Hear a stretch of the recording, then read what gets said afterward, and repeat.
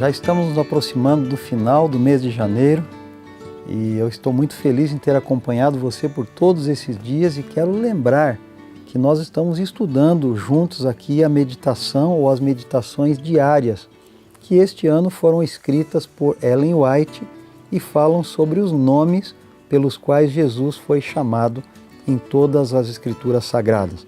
Quero lembrar você também que as meditações ainda se encontram disponíveis na Casa Publicadora. Você pode procurar uma filial, uma loja da CPB, você pode ligar no call center da CPB ou pode ir no site. O que é mais importante é que você não deve ficar sem a sua meditação. Hoje, por exemplo, o título é muito significativo, né? O grande remédio contra o pecado. Nós compramos remédios para muitas enfermidades, mas a pior delas é o pecado. E hoje vamos descobrir que remédio é esse, né? O texto base está em João capítulo 3, versículo 17. Porque Deus enviou seu Filho ao mundo, não para que condenasse o mundo, mas para que o mundo fosse salvo por ele. Cristo disse aos seus discípulos, vocês são a luz do mundo, Mateus capítulo 5, versículo 14. Assim como o sol se move pelo céu para encher o mundo de claridade, os seguidores de Jesus devem irradiar a luz da verdade sobre os que tateiam em meio às trevas do erro e da superstição. Entretanto, os seguidores de Cristo não têm luz em si mesmo ou em si mesmos. A luz do céu que incide sobre eles e deve ser refletida ao mundo. A luz da vida é livremente ofertada a todos. Todos que desejarem podem ser guiados pelos raios brilhantes do sol da justiça. Cristo é o grande remédio contra o pecado. Ninguém pode alegar que as circunstâncias, a educação ou o temperamento são uma desculpa para viver em rebelião contra Deus.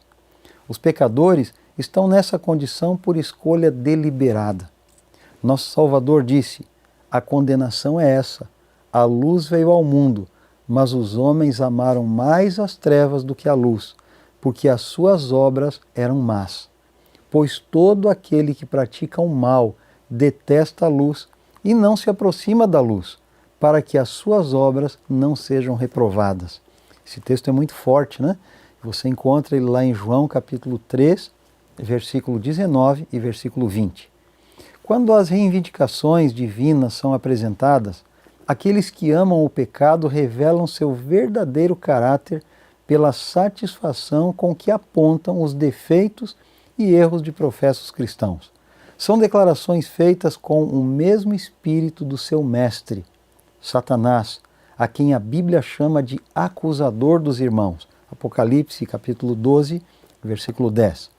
Se uma notícia negativa circula, quão rapidamente ela é exagerada e passada de boca em boca.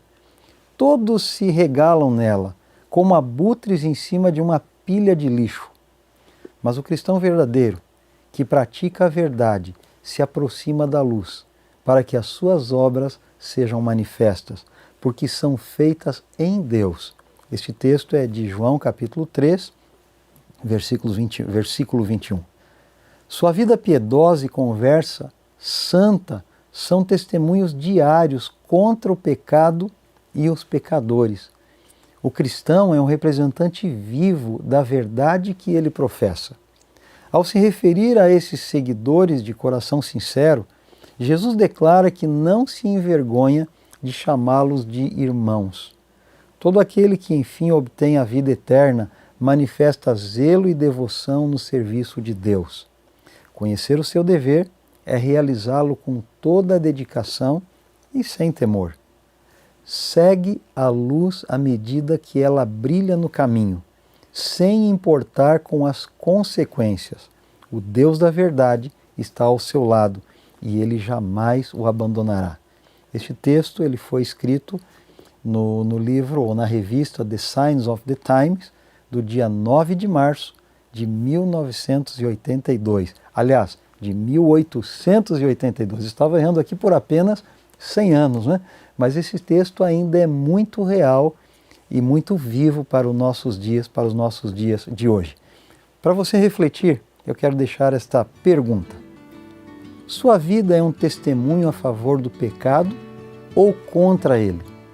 Como você pode saber e conhecer a resposta?